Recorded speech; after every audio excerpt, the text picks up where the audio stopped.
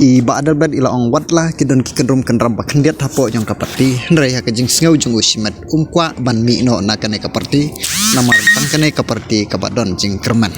ulapan pau haka jing sngau jong u ba Watla kidon kini kikendrum kendram hynrei ha usimat udang ne hi haka ne kaparti namar kane kaparti kadai kaparti jong upajpa de mat kadao masngo bangadi ban wan shapi kung paiba kamut bahkan ni kabangin wan bai thu ipi bang isi ba arden dan isi ya ka pipi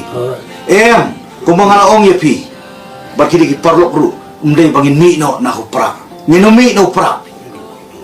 namar upra ingit umdei ujong no upra udei joki paiba stang de paiba ki be ingi kata ngin haban ni ndai nom priang pat da ko mai pat ngako an pun pau ipi ya kani na ma su pia pra kuman siam de man kada open kan mau ya ke jingja hapo konstitusi ki jonga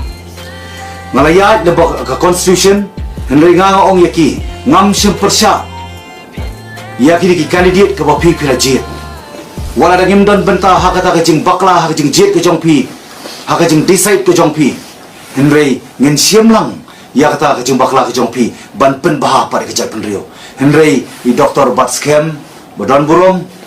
i pen sutu bakla pa ba nei pio da kabor ngadon hang ni bak ngakren mata kau pai ba lembak video with my responsibility and authority ban persai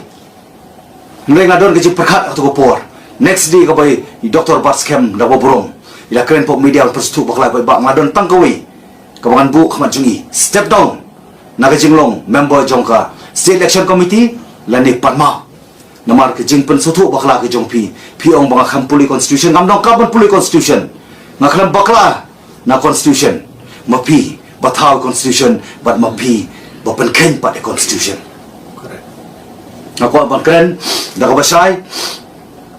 piong bawa Adelbert ukam puli constitution uyai light na constitution lada dongkam ki jing penongkam jing dongkam penbaha la penonra in the form of amendment kadai Dr. Baskam nokam penikai schoolinga ngalalong no mikmat khat news nem ngako apan kren pi dak basai bade mo pi bo pen Kenya constitution ya ke ga basut de pi ya ke ga bo pen biang ye pi ka biang ya ka bade ki wei kam dei ya ka bade ki wei di go bakla ka bade ki jong pi ka de bade ro ngako apan ban pen pau lembaka article 5 rules 3 sub rule 3 kene ka kren shai ha ka wei kumno ban ha ka wei bat ki candidate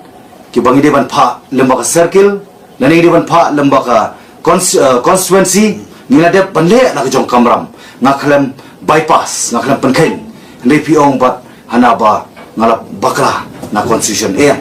kane ko ongumno the circle shall forward names of all the candidates to the district election committee and the election committee of the district shall forward all the names of such candidates with its recommendation to the state election committee. Kamdai ta constituency committee ko recommend yakini ki candidate na po ka 19 Jaw constituency but ka 18 Penthor Mokhar constituency. Mga rukum emali ngala recommend on top of that.